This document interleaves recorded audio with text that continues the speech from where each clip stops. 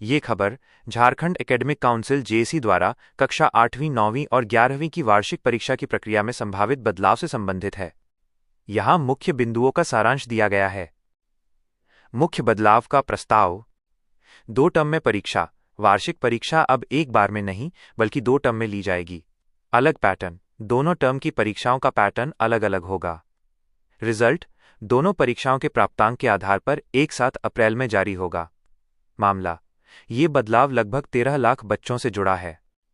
परीक्षा का पैटर्न और समय। विशेषता टर्म 1, टर्म 1, टर्म 2, टर्म 2। आयोजन का महीना जनवरी, कक्षा 8वीं, 9वीं। फरवरी का अंतिम सप्ताह, कक्षा 11वीं। मार्च का प्रथम सप्ताह। परीक्षा का माध्यम उत्तर पुस्तिका पर लिखित परीक्षा, सब्जेक्टिव डिस्क्रिप्टिव। ओएमआर शीट पर परीक्षा, ऑब्जेक्टिव एमसीक्यू। परीक्षा के अंक 40 अंक, 40 अंक।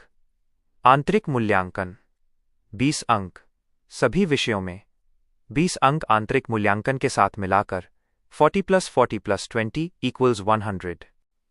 पहले परीक्षा का स्वरूप जिसमें बदलाव किया जा रहा है। परीक्षा केवल ओएमआर शीट पर बहुविकल्पीय ली जाती थी। एक दिन में 3-5 विषयों की परीक्षा ली जाती थी, जिससे पैटर्न मैट्रिक और इंटर की परीक्षा से मेल नहीं खाता था। समय पर परीक्षा और रिजल्ट जारी होने से विद्यार्थियों की पढ़ाई का नुकसान होता था। ये पैटर्न सीबीएसई, आईसीएसई और देश के अधिकतर राज्यों के अनुरूप नहीं था। विद्यालय स्तर पर परीक्षा का प्रस्ताव। स्कूली शिक्षा व साक्षरता विभाग ने पहले कक्षा 1 से 11वीं तक की परीक्षा विद्यालय स्तर पर लेने का प्रस्ताव दिया था, लेकिन जेएसी ने इस पर आपत्ति जताई थी।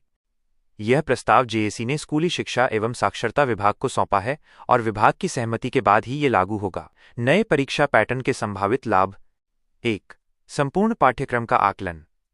परीक्षा को 2 टर्म, जनवरी में लिखित और फरवरी-मार्च में ओएमआर में विभाजित करने से छात्रों को साल भर पढ़ाई पर ध्यान केंद्रित करने के लिए प्रोत्साहन मिलेगा।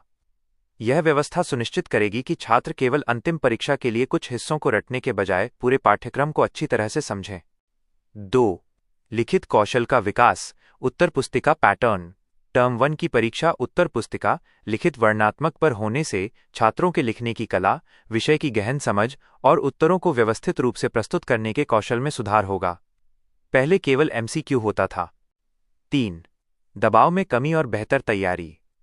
परीक्षा को 2 भागों में बांटने से अंतिम वार्षिक परीक्षा का दबाव कम हो जाएगा। छात्रों को कम समय में पूरे पाठ्यक्रम की तैयारी नहीं करनी पड़ेगी। 4. राष्ट्रीय पैटर्न के साथ तालमेल। यह बदलाव सीबीएसई और आईसीएसई जैसे अन्य राष्ट्रीय बोर्डों और देश के अधिकतर राज्यों में कक्षा 8वीं, 9वीं और 11वीं के लिए अपनाए जाने वाले मिश्रित परीक्षा पैटर्न के अनुरूप होगा। 5. समय पर रिजल्ट और शैक्षिक निरंतरता। प्रस्तावित कार्यक्रम के अनुसार दोनों टर्म के रिजल्ट अप्रैल में एक साथ जारी किए जाएंगे। इससे छात्रों को अगली कक्षा में जाने और अपनी पढ़ाई जारी रखने के लिए पर्याप्त समय मिलेगा, जिससे पढ़ाई का नुकसान नहीं होगा।